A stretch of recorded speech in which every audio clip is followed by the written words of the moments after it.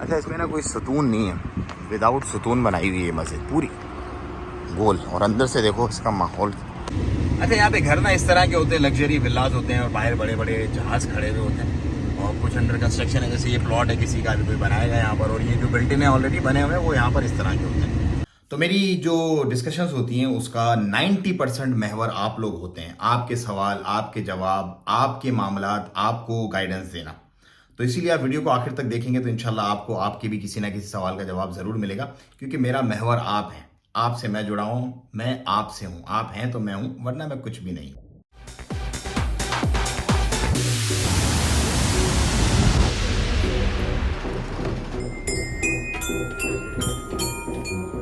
अस्सलाम वालेकुम रहमतुल्लाह। दोस्तों, मैं हूं आपका अपना बिलाल मोइन और आप देख रहे हैं बिलाल मोइन यूट्यूब चैनल।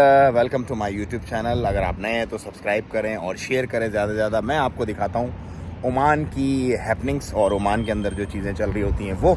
आज दिन की शुरुआत है, हफ्ते का दिन है अल्हम्दुलिल्लाह, और बस अभी मैं जस्ट सहरी के बाद सोया था और अभी उठा हूँ और अभी मैं यहाँ पर आया हूँ नमाज़ पढ़ने इस मस्जिद में। ये मस्जिद मेरी कुछ फेवरेट मस्जिदों में से एक है। वैसे तो अल्हम्दुलिल्लाह सारे अल्लाह के घर बेहतरीन होते हैं, लेकिन इस मस्जिद से जो है ना वो उनसे तो रग़बत थोड़ी ज़्यादा है, क्योंकि इसको मैंने अपने सामने तैयार होता हुआ देखा है। तो चलें आपको भी मैं दिखाता हूँ।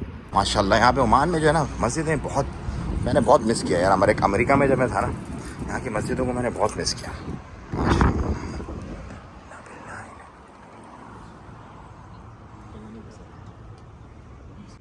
ये जो साइंस रखे हुए हैं ज़ोहर और मगरिब के और असर और इशा के, ये भी बताता हूँ क्यों रखे हुए हैं। और ये माशाल्लाह सब लोग यहाँ पर बैठ के कुरान पाक पढ़ रहे हैं। कोई सुकून नहीं है मस्जिद में, और रात के टाइम पे लाइटें जलती हैं इन तमाम गुंबदों के अंदर, इन मीनारों के अंदर, और speaker system, centralize AC system, पूरा सिस्टम इस मस्जिद के अंदर बेहतरीन किया हुआ है। चेक करें ज़रा। अल्हम्दुलिल्लाह रब्बिल आलमीन। नमाज़ पढ़ ली अल्हम्दुलिल्लाह। मैं आपको कुछ और चीज़ें बताता हूँ। वो सामने सुल्तान काबूस रोड जा रही है पूरी, और ये पूरी पार्किंग जो है वो मस्जिद की पूरी यहाँ पर है। इस तरफ बैक एंड पे है और उस तरफ भी सारी की सारी पार्किंग रिज़र्व है। और जुम्मे के दिन ये भी पूरा एरिया फुल हो जाता है मस्जिद के साथ साथ बाहर नमाजियों के साथ। एक और मैं आपको फैक्ट बता दूं जो यहाँ पर आपको मिलेगा सिर्फ ओमान में और दूसरे अरब कंट्रीज़ में, पाकिस्तान में और हिंदुस्तान में इस तरह कोई कॉन्सेप्ट नहीं है। वो ये है कि जमात के बाद जमात होती है। ऐसे नहीं कि एक जमात हो गई, मेन जमात एक ही होती है, जो मेन जमात होती है जो अकामत के साथ वक्त की।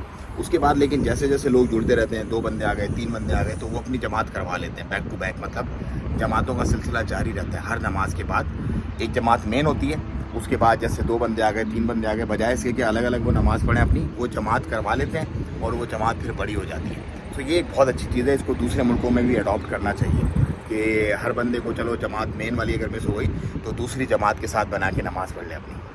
अल्हम्दुलिल्लाह तो नमाज़ ज़ोहर हो गई। अब चलते हैं हम ज़रा अपनी अगली डेस्टिनेशन की तरफ। और बहुत सारे काम हैं आज, बहुत सारी मीटिंग्स हैं, बहुत सारे मामलात हैं ज़िंदगी हैं जो निपटाने हैं। तो आपको भी दिखाते हैं जितना दिखा सकते हैं मैक्सिमम, और अपने साथ रखते हैं। बाकी आप एक ओमान एंजॉय करें इंशाल्लाह।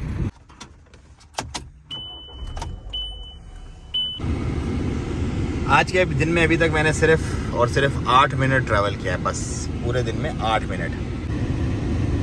तो ये होते हैं यहाँ पर ट्विन विला होते हैं, सिंपल 300 यार्ड्स के भी विला होते हैं, 300 गज़ के, 600 गज़ के, डिफरेंट होती है। जैसे अंडर कंस्ट्रक्शन है अभी, ये भी बन के तैयार हो जाएगा। एक और बड़ी अच्छी बात है यहाँ की, और वो ये है कि भाई यहाँ पर जो ठेकेदार होता है ना, ठेकेदार जो भी कंपनी आप हायर करते हो आपका विला बनाने के लिए, आपका कोई भी प्लाजा बनाने के लिए, अकद उससे एक साइन होता है, टर्म्स एंड कंडीशन का कॉन्ट्रैक्ट जिसको बोलते हैं, वो साइन होता है। उस कॉन्ट्रैक्ट में अगर वो डिले करता है ना, हमारे वाले ठेकेदार तो है ना, वो भाई महीनों महीनों आगे चले गए, कोई खैर खबर ही नहीं है, कोई पता ही नहीं है। यहाँ पर अगर आप डिले करोगे खलास आपको स्ट्रेट अवे फाइन होगा। तो यहाँ पर जो मुद्दत दी जाती है, जो तारीख दी जाती है, उससे 15-20 दिन पहले ही आपको विला आपका तैयार होकर मिल जाता है। लेट नहीं होता उससे बिल्कुल भी, क्योंकि हैवी फाइन्स हैं और वो फाइन्स पे करने पड़ते हैं, क्योंकि यहाँ पे कानून बहुत सख्त है।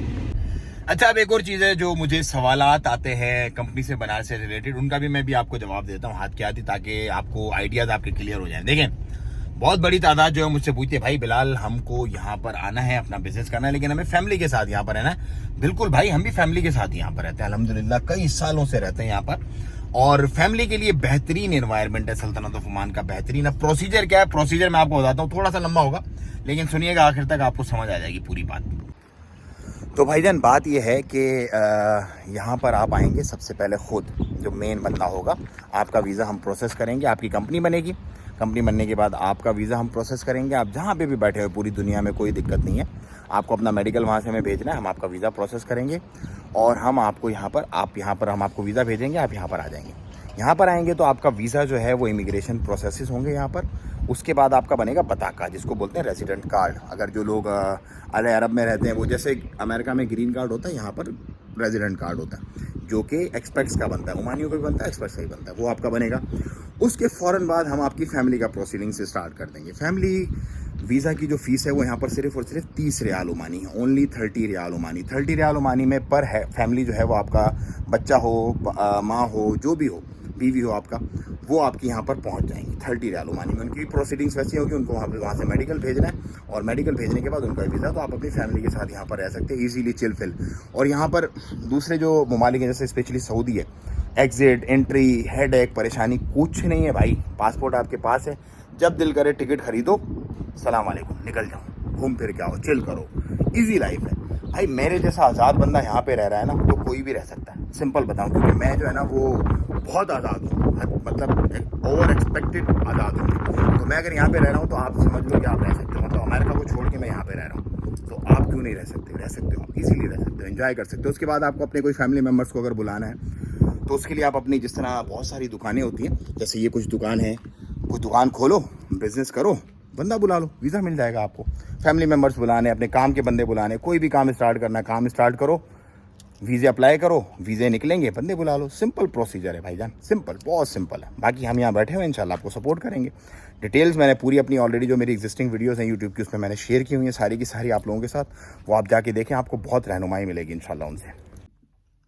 एक और बड़ी इंपॉर्टेंट बात, और वो बात ये है कि बहुत सारे लोग जो जॉब में हैं अभी, वो कह रहे हैं बिलाल भाई कभी कारोबार किया ही नहीं, क्या करें, कैसे शुरू करें, क्या मामला चलेंगे, दे आर स्केर्ड, बहुत खौफजदा हैं। देखिए भाई, कभी ना कभी तो करना ही है ना, तो वाई नॉट टुडे।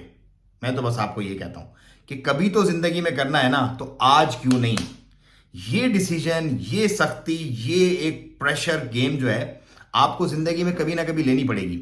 आज अगर अपनी खुशी से, अपनी मर्जी से जॉब पर रहते हुए आपका किचन चल रहा है, आपके खर्चे चल रहे हैं, लोगे तो ये डिसीजन आसान होगा। खुदा ना खास्ता आपकी जॉब चली जाती है और आपके पास हाथ कुछ नहीं होता, फिर आप हाथ पांव मारते हो, तो आप जल्दी में गलत डिसीजंस लेते हो। स्ट्रेस होता है आपके ऊपर, प्रेशर होता है कि यार मैंने किचन का, घर का खर्चा पूरा करना है, बच्चों की मैंने फीसेस देनी है, मैंने घर, अगर किसी का खुदा ना खास्ता रेंट का है तो घर का रेंट देना है, ग्रोसरी है, बेगम के खर्चे हैं, आना जाना है, शादी मुरादी, मौत मैयत हैं, साथ सारी चीजें जुड़ी है, क्या करूं अब मैं। तो अमन में जंग की तैयारी करना सीखो दोस्तों, अमन में जंग की तैयारी करना सीखो। जब आप बिजनेस में आओगे ना, लिटरली मार्क माय वर्ड, जब आप बिजनेस में आओगे, आप ये कहोगे कि यार मैंने जो अपनी जॉब की जिंदगी थी ना, यकीनन सरासर, मैं कहना नहीं चाहता, लेकिन जलालत में, और समझ लो कि नादानी में गुजारी। इतना पैसा है जितना मैं वहां पूरे साल में कमाता था, इतना तो मैं यहाँ 1 महीने में कमा लेता हूं। तो ये डिसीजन लो लाइफ में, टफ डिसीजन लेना सीखो लाइफ में। मुश्किल होगा, थोड़ा सा मुश्किल होगा, हर काम में मुश्किल होता है। अगर नई जॉब भी आप कोई करोगे ना, उसमें मुश्किलात आएंगी, कोई मुश्किल नहीं है, लेकिन जब वो सेटल हो जाएगा ना, तो आपकी नस्लें बैठ के खाएगी, आपका बच्चा, उसके बच्चे, उसके बच्चे, इंशाअल्लाह ज़वजल। क्योंकि कारोबार में, मैं नहीं कह रहा, हमारे नबी का फरमान है कि कारोबार में बरकत है, और कारोबार में एक बहुत बड़ा हिस्सा तिजारत के अंदर जो है अल्लाह पाक ने रख दिया रिस्क का। बाकी जो जिसको जैसा लगे वो वैसा करे। मेरा काम है सिर्फ आप लोगों को गाइड करना। मैं सिर्फ आप लोगों को गाइड करता हूं, मोटिवेट करता हूं, जहां पर मैं कुछ कर सकता हूं फिजिकली, जैसे मैं कंपनी बनाने के लिए आप लोगों के लिए कर सकता हूं। इस वक्त फिजिकली मैं ओमान में मौजूद हूं, मेरे यहां पर मामलात हैं अल्हम्दुलिल्लाह, तो ये भी मैं आपके लिए कर रहा हूं। बाकी आपका काम है, लेकिन मेरी बात पर अमल करो। सोचो जो खवातीन है स्पेशली देखने वाली, क्योंकि मुझे बहुत बड़ी तादाद खवातीन की देखती है, वो अपने हस्बैंड्स को थोड़ी स्ट्रांग करें। क्योंकि औरत जो है ना, औरत अगर स्ट्रांग होती है ना, घर के अंदर पीछे आपके मर्द के पीछे खड़ी होती है ना, तो वो मर्द शेर होता है। अगर औरत पीछे से मामला खराब होता है ना, फिर मर्द बेचारा कितना भी बड़ा तुरम खानो, कुछ नहीं हो सकता उसका। तो आप अपने हस्बैंड्स को करीब दें, उनको थोड़ा सा स्ट्रांग करें, उनको बोले जस्ट टेक दिस डिसीजन यार, देख लेंगे, कोई मसला नहीं है। फिर देखो कि किस तरह आप महारानियों की तरह इस सैलरी वाली लाइफ से निकल के बिजनेस वाली लाइफ में चिल करती हो, आप भी और आपके हस्बैंड और आपके बच्चे भी इंशाल्लाह। दुआ में याद रखो अपना और अपनों का बहुत ख्याल रखो। वीडियो अच्छी लगी तो शेयर करो, कोई बात बुरी लगी हो तो माजरत।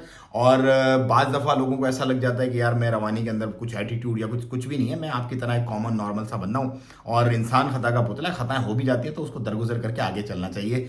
मस्त रहो, चिल करो, और अपना और अपनों का बहुत ख्याल रखो। अस्सलाम वालेकुम।